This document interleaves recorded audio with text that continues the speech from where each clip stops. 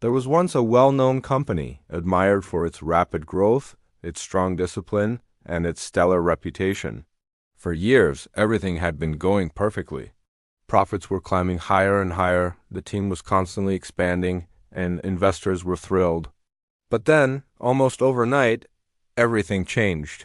The company suddenly began to face unexpected losses. Big projects started failing, longtime clients began to leave, and productivity plummeted across the board. The management team was completely baffled. Among the employees, worried whispers filled the hallways.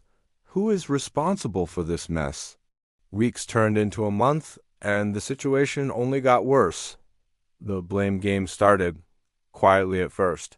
People pointed fingers at each other in hushed conversations. Some thought it was the fault of the new recruits who weren't pulling their weight. Others blamed the senior staff for getting complacent. A few even whispered that the management had lost its touch. But no one, not a single person, had the courage to say any of this out loud. The office, once a place of vibrant energy, was now shrouded in an atmosphere of suspicion and quiet resentment. Then one afternoon, as employees returned from their lunch break, they noticed something strange at the office entrance. A crisp white sheet of paper was pinned to the main notice board. Printed across it in bold, unmissable letters was a shocking announcement. The person responsible for our company, Klein, passed away yesterday. His body has been placed in the seminar room. All employees are invited to come and see him. The entire office froze. A wave of disbelief washed over everyone. People exchanged confused glances.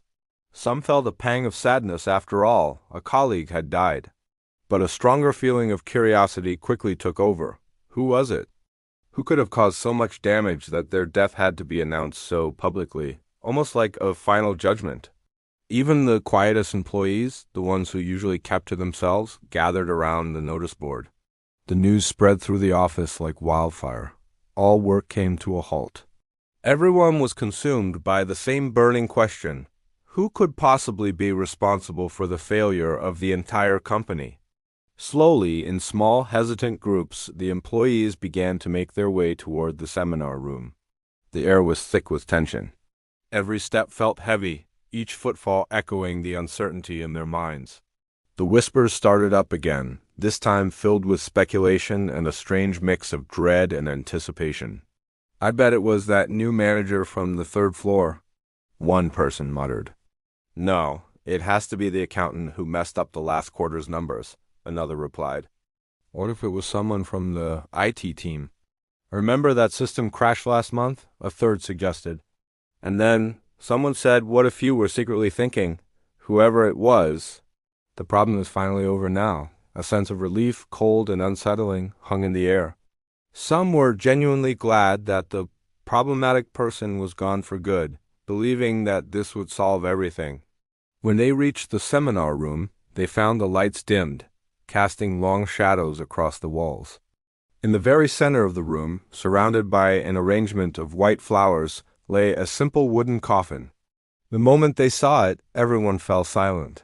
The whispers died down. The reality of the situation hit them. One by one, employees began to approach the coffin. They moved with a somber reverence, their curiosity now mixed with a heavy sense of finality. But as each person leaned forward to look inside, something completely unexpected happened. Their expressions changed in an instant. First, there was shock. Then confusion.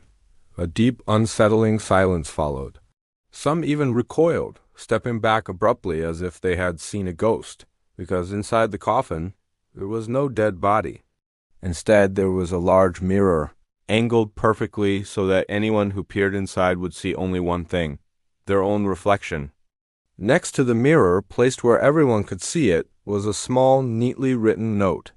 The first line delivered a powerful message. It read, "The only person who can truly stand in the way of your success is the one looking back at you." Another line followed, hitting even harder. "Blaming others is easy.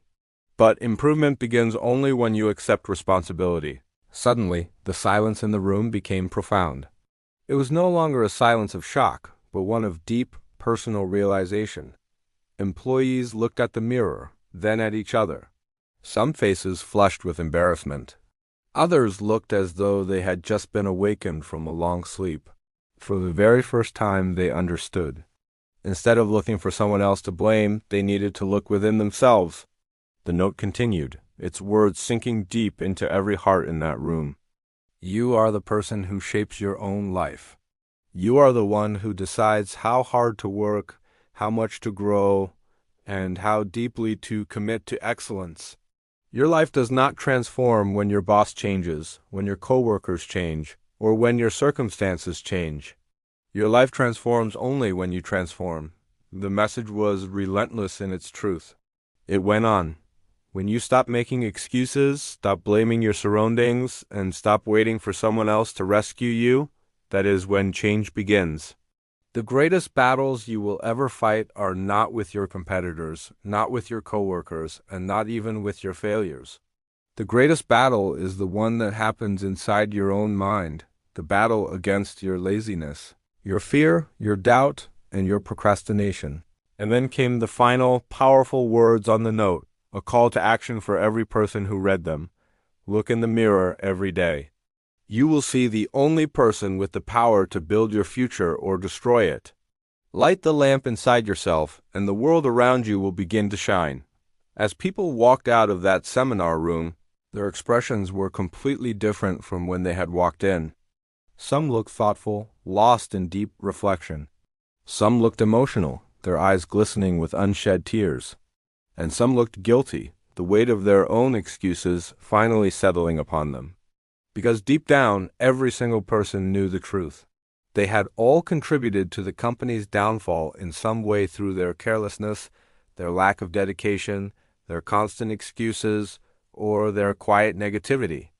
But now, they also knew something else, something far more important. They were equally capable of turning everything around. Not tomorrow, not someday, but starting today. And that day, the day they all looked into the mirror, became the turning point for the entire company. In our own lives, how often do we do the same thing? We blame our environment, our luck, our family, our past, even fate. But the mirror always tells us a different story. It tells us the raw, unfiltered truth. You are your own greatest obstacle, but you are also your own greatest strength. Real, lasting change begins the moment you stop looking for someone to blame and start taking full responsibility for the person staring back at you in the mirror. Thank you so much for watching. If this story resonated with you, please share it with someone who might need to hear it. And don't forget to subscribe for more stories that inspire and empower. See you in the next video.